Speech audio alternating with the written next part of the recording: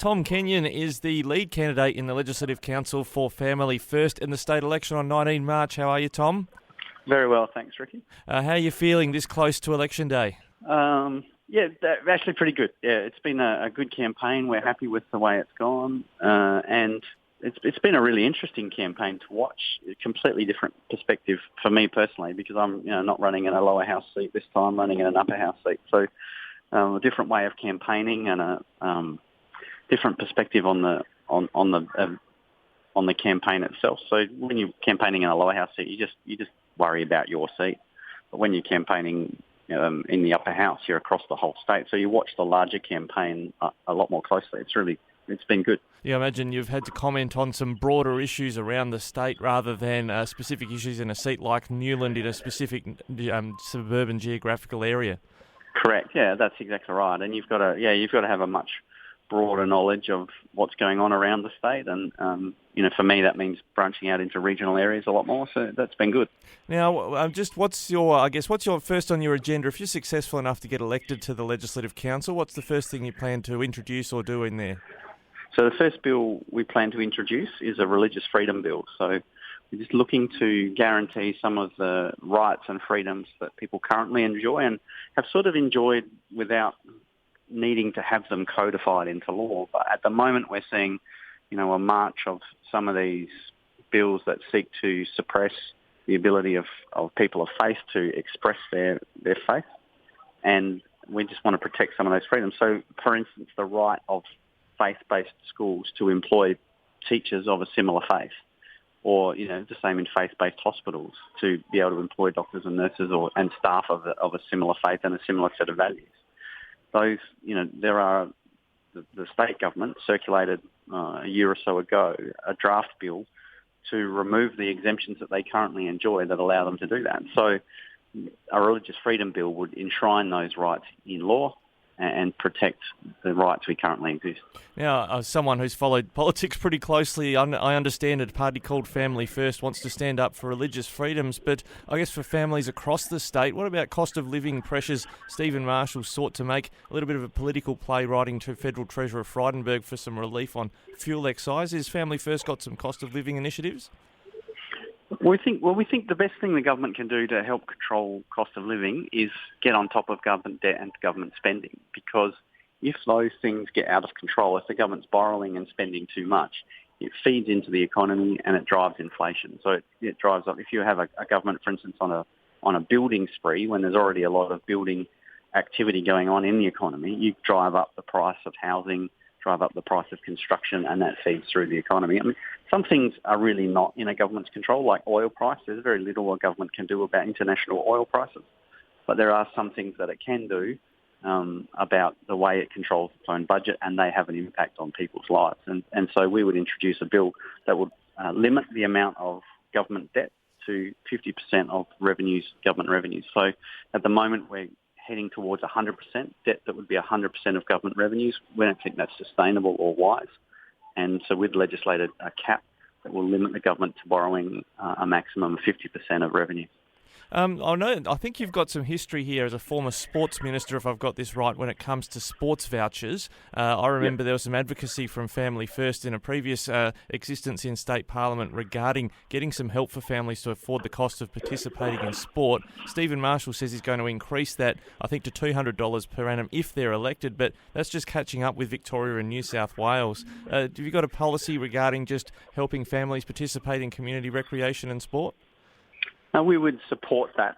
If that was an initiative put up by the government, we would absolutely support it, because we think, anyone who's got kids knows that, sport for one child can be expensive. For three children, in my case, can get really expensive when you're paying subs for three children at a club. My kids love sport, so they played multiple sports. So we were constantly paying out money in club fees, and that can be. And then there's uniforms and equipment as well on top of that. So, sport can be a big burden for families, and, it's worth doing. It's healthy. It's good for kids to be involved in team sports especially, but it comes at a cost to families. And if the government, or Labor or Liberal, wish to contribute to the cost of that, then we're very supportive of it. Now, most voters, when they turn up, their minds are probably at the ballot box thinking about the lower house. Just demystify the upper house voting for people, and indeed where they'd find yourself on the ballot paper, and what sort of percentage you might need to get elected.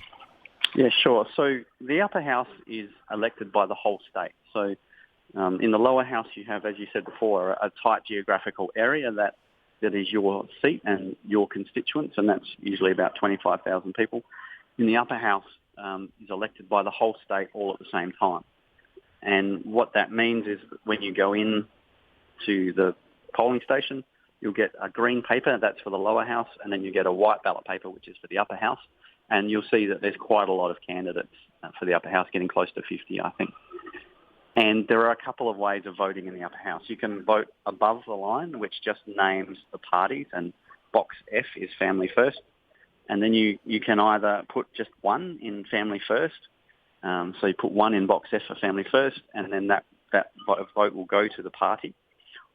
Or you can number above the line, you can put preferences like you would for the lower house. So you can number 1, 2, 3, 4, as many as you see fit. And or you can vote for individual candidates below that line. So you could vote 1 Tom Kenyon, 2 Deepa Matthew, who's our number 2 candidate. I think some of her former colleagues would be writing 1 Deepa Matthew, 2 Tom Kenyon, and that's fine. You can do that in below the line voting. Gives you the option to vote, for the candidates of your choice. So there's 2 ways you can vote in the upper house. Some of us are a little bit weird and like to vote below the line and number every candidate. I do that. But the way the upper house vote is calculated is you need a certain percent. There are 11 spots up, and you need a percentage of the total vote to get elected. So you need 8.33% per seat. And that's a lot of votes, about 80,000 votes, 85,000 votes or so, because there's just over a million voters in South Australia, and all of them get a say in the upper house. So you've got to spend a lot of time getting across to as many people as you possibly can, and getting them to put that 1 in that Family First box. So you don't necessarily need to get the full amount, but the closer you get to that full amount, the better it is. Yes, I think there's 11 seats up for grabs. The first 10 generally go to the parties that have been able to garner that 80,000 plus, but then that last seat tends to come down to, like you say, less than that amount, and then there's preference deals. That's why I'm someone who also likes to vote below the line, so I know exactly where my vote's going to go. Are there significant preference deals this election that are going to be important for someone like yourself to get over the line?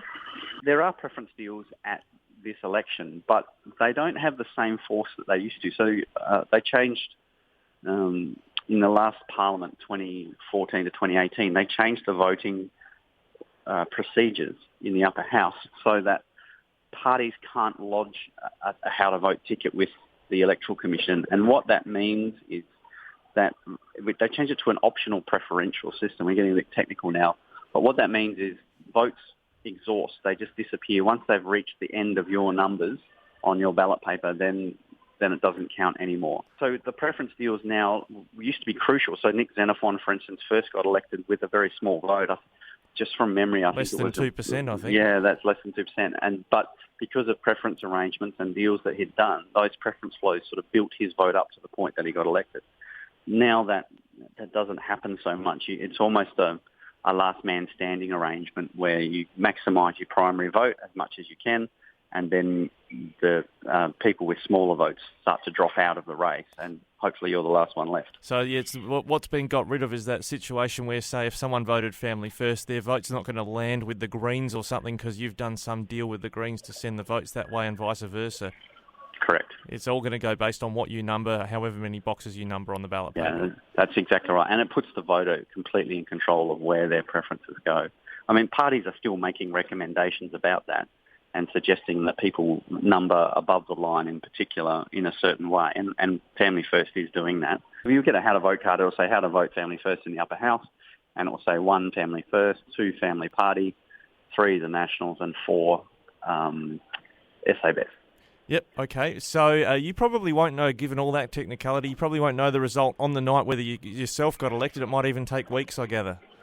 Correct, yeah. They're talking about the final count being towards the end of April. So because they've got to go and input all of those ballot papers. There's nearly 1 million ballot papers need to be put into, scanned into a computer, and then they push the button and the computer calculates who wins and who loses, and then you get a result at the end. But it takes, a good few weeks to get those ballot papers in, get them checked, make sure they've been entered correctly, and then do the count. So I think on the night we'll have a pretty good indication of whether we're in the race or not. But we won't know the final result, as you say, until towards the end of April.